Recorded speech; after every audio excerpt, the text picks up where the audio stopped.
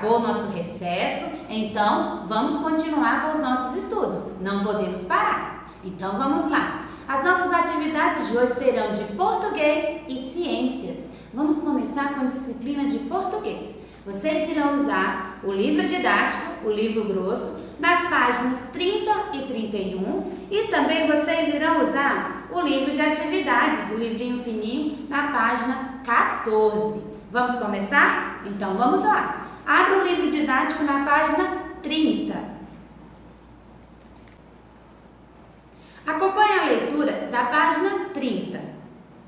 E-mail.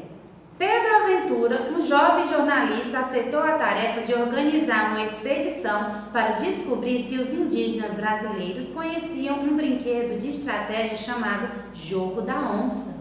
Ele soube da existência desse jogo entrevistando um professor Tank, um arqueólogo inglês que se interessava pelos jogos e brincadeiras de nossos antepassados.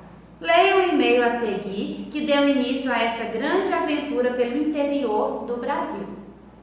De Pedro Aventura para professor Tank. Caro professor, o diretor da revista autorizou a minha viagem. Vamos partir amanhã. A expedição deverá percorrer 7 aldeias indígenas e 4 estados brasileiros. Quando o Senhor me revelou que aquele jogo da onça e dos cachorros poderiam ter sido criados por índios brasileiros, resolvi apostar nessa reportagem e fazer um levantamento dos jogos, dos brinquedos e das brincadeiras dos nossos índios.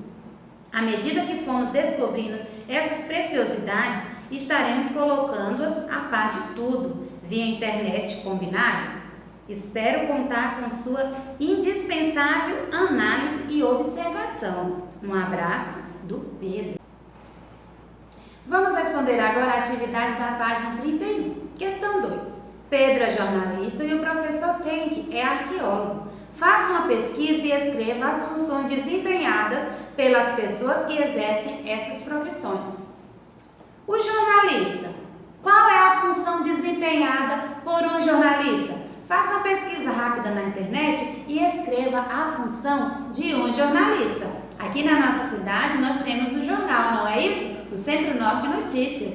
Você pode estar pesquisando na internet qual é a função de um jornalista e escreva com poucas palavras na letra A. E o arqueólogo?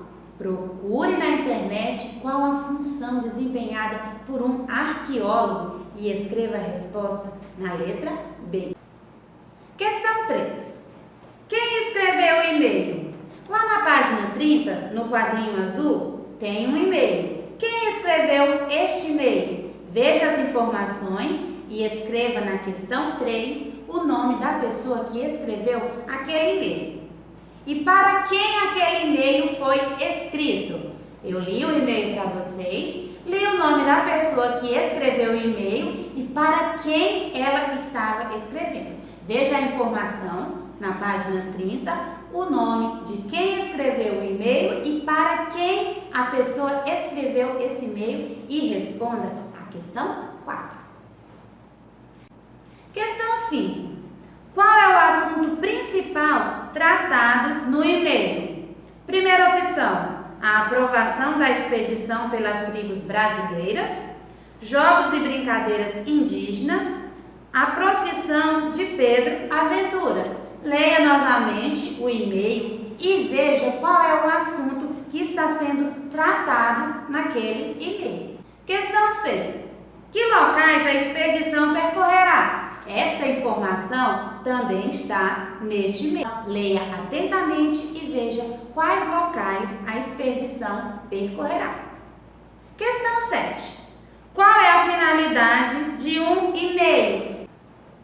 Hoje, o e-mail ele substitui essas cartas, alguns documentos que a gente precisa enviar e que não é necessário ser escrito com o próprio punho. Você pode digitar no computador e encaminhar esse e-mail para a pessoa desejar. Ele também serve para nós nos comunicarmos com as pessoas que moram distante, os nossos amigos, nossos familiares.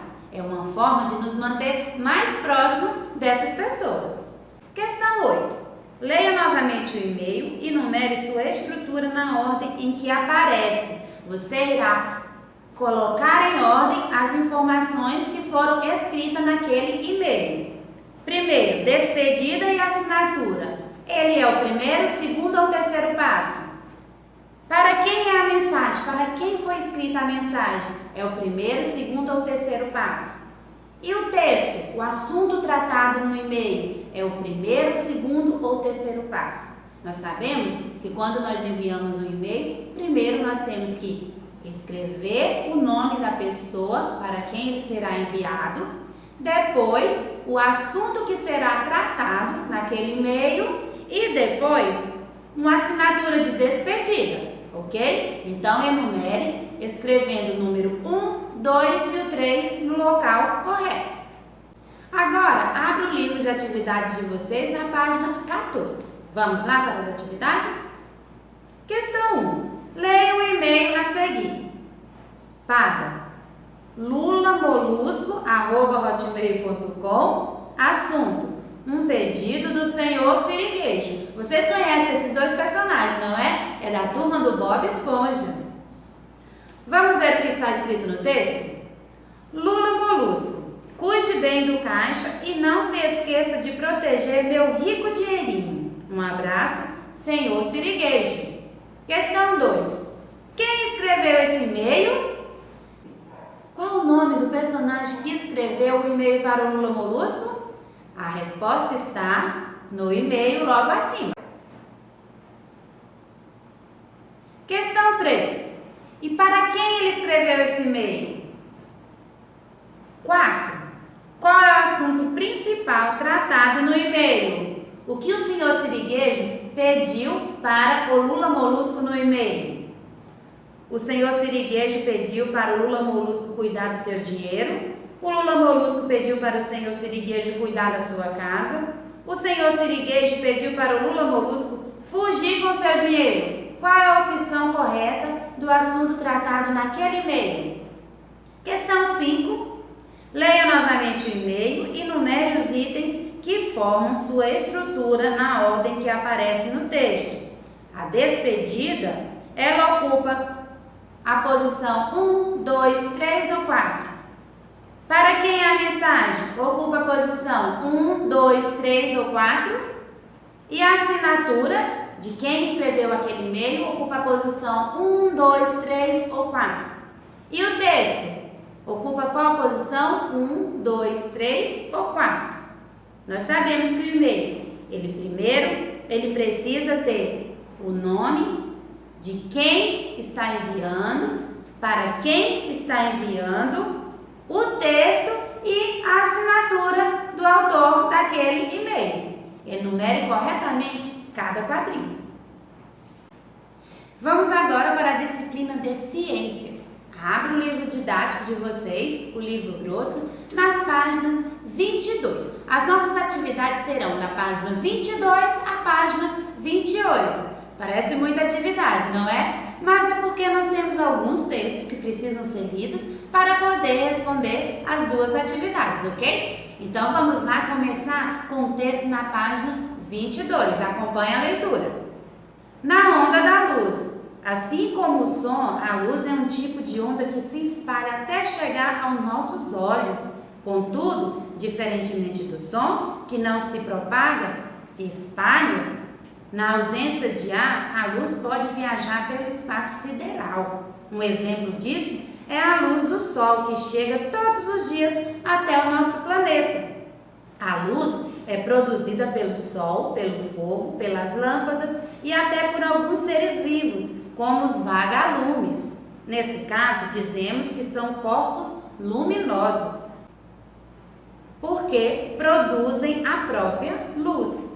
Os corpos luminosos são considerados fontes de luz. O Sol e as outras estrelas são fontes de luz natural. Já as lâmpadas ou as telas de computadores são fontes de luz artificiais, pois foram desenvolvidas pelos seres humanos. Quando o corpo não produz luz, mas reflete a luz que recebe, ele é chamado de iluminado. A Terra, a Lua, uma maçã ou um livro são exemplos de corpos iluminados. Vamos para o texto da página 23. A luz e os materiais. Você consegue identificar o que está atrás deste quadro? Veja o exemplo aqui neste quadrinho branco. O papel é um material opaco, ou seja, ele não deixa a luz passar. Por isso, não conseguimos ver o que está atrás do quadro. Além do papel, a madeira, alguns tecidos e uma parede de tijolos são exemplos de materiais opacos, aqueles que impedem a passagem da luz. E agora, é possível ver o que está atrás deste outro quadro? No segundo exemplo, ele tirou o papel da frente e vocês podem perceber que há um globo. Neste caso, conseguimos ver o que há atrás do quadro porque há um vidro preenchendo. O vidro, assim como o acrílico e alguns tipos de plástico, são exemplos de materiais transparentes, isto é, que deixam a luz passar. A luz se desloca sempre em linha reta, sendo bloqueada por materiais opacos, ou se mantendo em uma linha reta ao passar por materiais transparentes. Entretanto, existem materiais que não são opacos nem transparentes, como o vidro fosco e o papel manteiga. Esses materiais são chamados de translúcidos. Ao atravessá-los, as ondas luminosas são desviadas e a imagem que vemos não é nítida, ela é meio embaçada. Agora vamos para a atividade da página 24, lápis na mão. Alguns corpos são chamados de luminosos, pois produzem a própria luz. Já outros apenas refletem a luz que recebem, sendo chamados de iluminados. Com base nessas informações, recorte as imagens da tira lateral e colhe-as nos espaços correspondentes. No quadrinho laranja, você irá colar os corpos luminosos, aqueles que produzem a própria luz. E no quadrinho rosa, vocês irão colar os corpos iluminados, aqueles que produzem a luz artificialmente. Aqui está a tirinha que você irá recortar e colar cada imagem no quadro correspondente. Questão 2. Quando a luz atinge o material opaco, forma-se uma região escura, a sombra, que também ocorre com o corpo dos seres vivos. Analise as imagens e identifique o que produziu as sombras, representadas em cada uma delas. O que produziu a primeira sombra? Aqui tem 4 sombras. Quem está produzindo esta imagem? Escreva o nome na linha abaixo. Aqui tem uma outra sombra. Quem está produzindo essa imagem? Escreva na linha abaixo. Acompanhe a leitura do texto da página 25. Vamos lá? Característica da luz.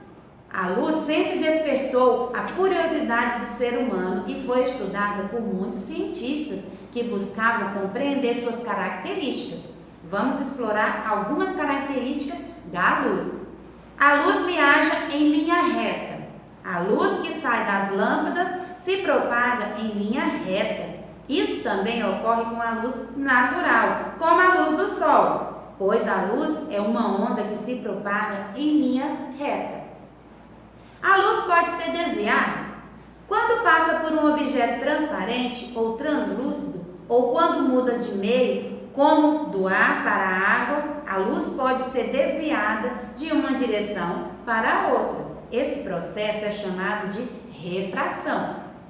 As lentes dos óculos de grau ou de uma lupa, por exemplo, também desviam a luz, fazendo com que enxerguemos os objetos maiores, menores e até mesmo invertido.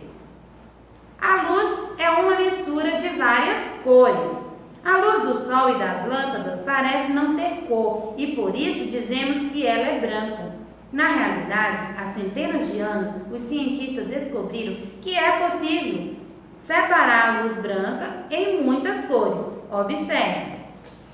Aqui há um exemplo. A luz branca atravessa o vidro em formato de prisma. As várias cores que compõem a luz branca se separam ao sair do vidro, ficando visíveis. Você sabia a separação da luz em várias cores também acontece naturalmente na formação de arco-íris. Nesse caso, as gotículas de água que existem no ar atuam como prismas. Vamos agora para o texto da página 26. A luz pode ser refletida. Você estudou que a luz não atravessa objetos opacos. Então, o que acontece com ela ao atingir esses objetos? Quando a luz atinge objetos opacos, como um livro, ela é refletida, ou seja, ela bate na superfície do objeto e volta para o ambiente, fazendo com que possamos vê-lo. Isso explica por que em locais escuros não conseguimos enxergar os objetos ao nosso redor. A reflexão da luz também possibilita a visualização das cores. Lembre-se de que a luz branca é formada por todas as cores. Assim, ao ser atingido pelos raios de luz, um objeto verde, como a folha de uma árvore, absorve todas as cores que o formam, exceto a cor verde, que é refletida. Por isso, vemos a folha verde. Já uma maçã vermelha absorve todas as cores do raio de luz e reflete apenas a cor vermelha. Quando a luz reflete uma superfície muito lisa e polida, como uma bandeja de metal ou um espelho, ela é refletida em uma única direção. Isso nos permite vermos nosso reflexo ou outras imagens refletidas nessa superfície. A luz atinge o espelho e é refletida. Como a superfície do espelho é bastante plana, os raios refletidos seguem todos na mesma direção. Vamos agora para as atividades da página 27 e 28. É uma experiência que vocês podem estar fazendo aí na casa de vocês e responder as questões. Vamos lá? Investigando a luz. Chegou a hora de você investigar as características da luz realizando as atividades a seguir. Materiais: copo transparente, lápis, régua transparente, papel com algo escrito, colher de metal, lanterna, caderno, papel alumínio, panela, moeda, água, fita adesiva, conta-gotas. Como fazer? Enche um copo transparente com água e coloque o lápis dentro. Faça um desenho que represente como você vê o lápis dentro do copo com água. Segundo passo: prenda uma moeda no fundo de uma panela perto da borda com a fita adesiva. Coloque a panela sobre uma mesa e sente perto dela. A moeda deve ficar em sua direção. Incline-se para a frente até ver a moeda e depois volte para sua posição inicial.